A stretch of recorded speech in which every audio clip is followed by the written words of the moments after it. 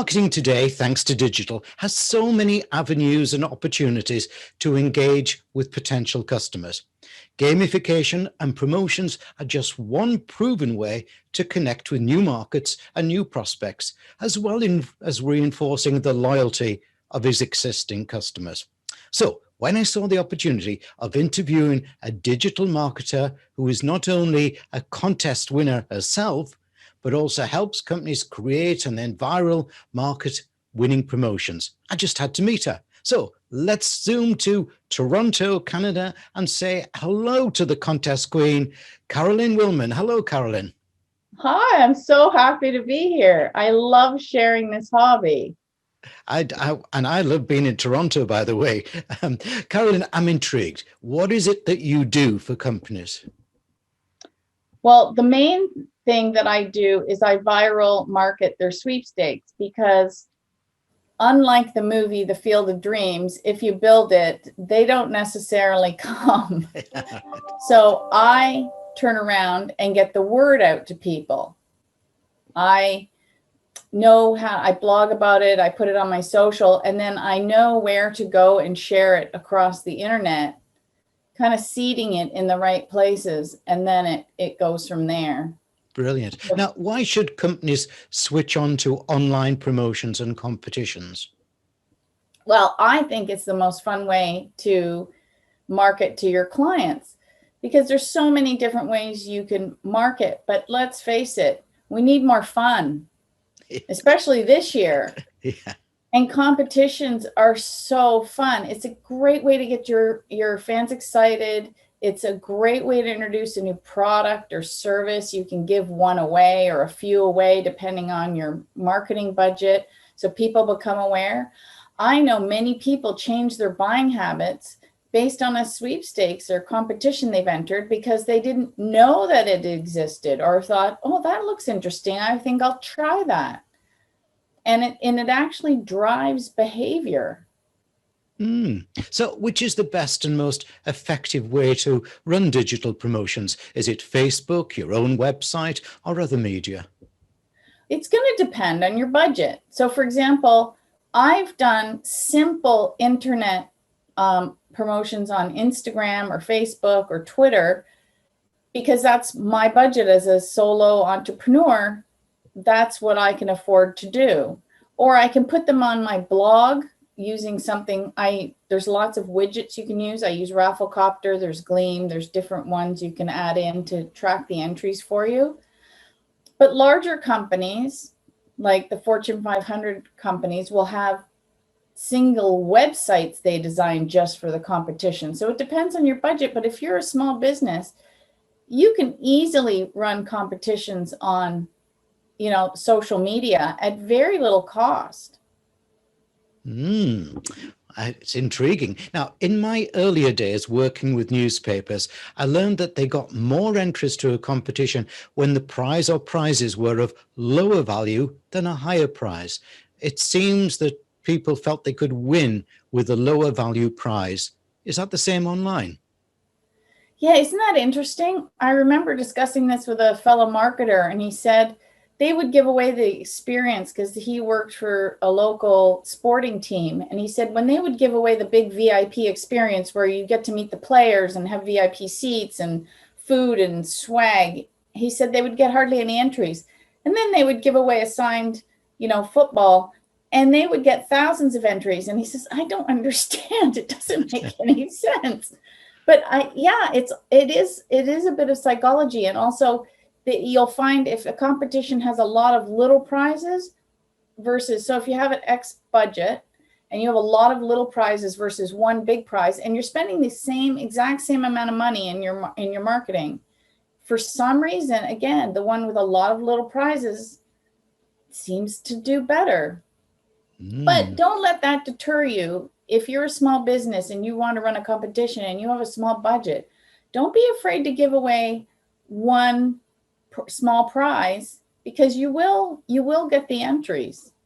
Yeah, and it's quite exciting that as well, Carolyn, because it does mean that those with a less budget who can't afford a higher prize, stand a good chance, don't they? Now, one of your books is called You Can't Win If You Don't Enter. What's your thinking behind that title, and what's it about? Well, the story on that title is when I started my first book, I didn't have a title, and I intuitively knew it would come when I heard it or saw it, or it would just naturally come to me. And I was interviewing one of the marketers at one of the largest prize fulfillment companies in the country, and he said he actually entered competitions. I said, "You enter competitions?" That surprised me, because as long as their company wasn't affiliated with the sponsor, he could enter, because that's usually in the rules. And he said, "Well, you can't win if you don't enter." And I thought, that is the name of the book. Yeah, but bingo. I also figured out that people didn't like the title because it implies you have to work at it. So the next book I called How to Win Cash, Cars, Trips, and More, because it sounds easier. And which sold them more? There's got to be a correlation there, hasn't it? Yeah, it's funny because some of the data is the same. Like some of the core pieces to sweepstaking and competitions, it doesn't change. You know, where to find legitimate ones, you know, how to read rules. Core things have not changed over decades. But what has really changed the competition game for both marketers and entrants is social media. Yeah. Hey, listen, I've got you on the spot now. Tell me a little bit about the third book that's on the way. I'm actually updating the How to Win Cash, Cars, Trips, and More, because in 4 short years, social has changed again. Resources have come and gone. So it's time to update. It's unfortunately, with an internet-based book, when you're talking about things online, pretty much the moment I publish it, some things have already become out of date. Yes, I know. Yeah, you'll have to make it interactive book. So when can we expect that? I'm shooting to have it out for the Christmas season, so Ooh. you can gift it for the holidays. Yes, a great idea. Look, you also have a passion to help people win, not just at competitions, but also in life. So how do you go about that? Is it simply about cultivating a winning mindset? It is. So when I first started, and you'll find in all of my books, I have an attracting luck chapter, because it was one thing that I got asked all the time is, how do I win more? And I've always believed you have to think like a winner and feel like a winner before you are a winner.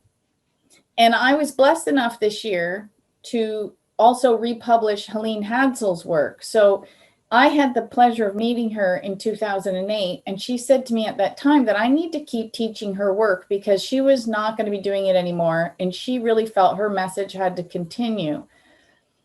And she had studied with the likes of Jose Silva, Norman Vincent Peale, Paul Twitchell, Dr. Joseph Murphy, all these great new thought teachers about the power of your mind. She knew them and hung out with these amazing teachers. And then she created a book called The Name It and Claim It Game, so she wrapped her hobby of entering sweepstakes with this new thought, and she won every competition she ever entered. Wow. Yeah. Including a fully furnished home.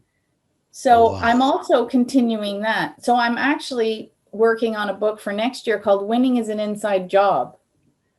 A similar thought process that you have to already feel it before you have to see it. Sorry, you have to believe it before you see it. And a lot of people have the attitude, well, I'll believe it when I see it. It's the other way around. You have to think you're going to win. Why would you enter competition or do anything in life? Why would you apply for a job or go out on a date or, anything if you didn't think you had an opportunity to succeed? What a waste of time. Well, here I go again. What am I wasting my time for? Well, that's not the attitude. Yeah. And just like marketing, you're going to create a competition. So you even when you're marketing, you have to have the attitude, oh, this is going to be fantastic. We're going to attract new clients. We're going to help them with our product or service because we know this is something we're so passionate about. And if we can get it into people's hands, their lives are going to be better. So if you have that attitude when you're marketing, it's it's a win-win. The clients are happy because they found something new that enhances their lives. You're happy because your business is successful. It works not just for competitions. Yes, and I think in this moment that we've got at the moment, where there's a lot of stress around, a lot of pressure, you see a lot of gloomy people and everything, that could be quite uplifting, couldn't it? It could, and you have to start. I mean, let's face it, life sometimes kicks us in the butt, and none of us are exempt from that because Yeah. we're human beings, and this is what it's like here on Earth. And so we have to accept that. But there's always something to be grateful for. There's always some silver lining to every situation. How many times have you heard somebody say, well, I got fired from that job, and wow, that turned out to be the best thing that happened to me because it opened a door for them they never could have seen had they stayed in that job, for example. So there's always, you always have to have, I like Louise Hay always said, only good is coming to me. And what was that other song that's around? Always look on the bright side of life. That's it. Yes. That's a good one too. Yeah. Okay, back to digital marketing and promotions. How do you see it growing? Can businesses reach all ages through such promotions? Or how do they segment them? Well, you should. Okay, so sweepstakes are just one tool in a marketer's belt for their marketing. So when they're setting out their marketing plan for the year, because they might be doing ads, they're going to have their ideal customer within that. So everything they create, sweepstakes or not, should be targeted to that person. And then depending on that person that they want to reach, depends on what platform they pick. If you want younger people, you might be picking TikTok. If you want older people, you might be picking Facebook. You have to look at your analytics and see where your sweet spot is. And it's going to be different for every company. So you have to look at your numbers, see where your customers are coming from. This is where Google Analytics comes in. Take a look at the behavior. How are people getting to your website? And then use those channels and run your competitions on them. And what's great is if you choose to boost a post or create an ad on any of the platforms, you can set who your target market is. So your ad is only shown, say, to women between the ages of 35 and 45, or men that are interested in football, or whatever your parameters are. So it's really easy to target those people. But again, you have to look at what your ideal customer is and then adjust accordingly. Just to all my viewers, by the way, you see behind me the URL for getting in touch with Carolyn to use her specialist services. Carolyn, I love to give my guests 3 wishes. If I was to give you 3 wishes as to the future of online promotions, what would they be? Oh, I would love to be able to more easily weed out the cheaters, because sadly, when there's something with money, the cheaters come out of the woodwork, and most programs can weed out most of them, but nothing's 100%. So I would like to have 100% at catching the cheaters in any promotion. That would be my one wish. I would wish that marketers thought about the whole program all the way through, so that at the end result, they use it to promote. I call it back end marketing. They start a promotion, but they never announce a winner, or they forget that they don't put all the rules in place. And so people are messaging them, well, how many times can I enter? Or when does it end? All the little things. I wish it would all tidy up, because it makes their life easier if they have all their T's crossed and their I's dotted. And a third one, I would just like to have more promotions, because this industry has only grown. I have marketing books dating back to the 1930s, and they talk about sweepstakes in the 1900s. This marketing tool has been around for hundreds of years. It's amazing when you think about it. I believe Coca-Cola had a marketing budget in 1910 of something like $1 million. Wow. back then to promote. It's just grown.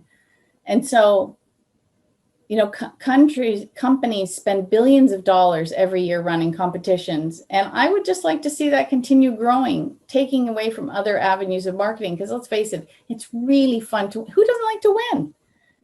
And you know what? Everybody has a winning story. Yeah. Everybody I know, when they find out what I do for a living, I'm a sweepstakes marketer, they say, oh, when I was 9, I won this sport competition.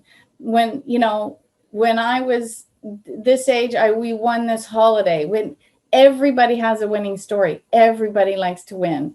So I would just like to see it grow. Excellent. Carolyn, when I win my next crate of wine, we'll just sit around together and drink it and discuss all the things that we both won. Carolyn Wilman, Contest Queen, I've loved talking to you, and I think you've got an exciting offer for every marketer there. Thank you for the interview. Thank you so much. I love sharing this passion on both sides of the table, entering and marketing.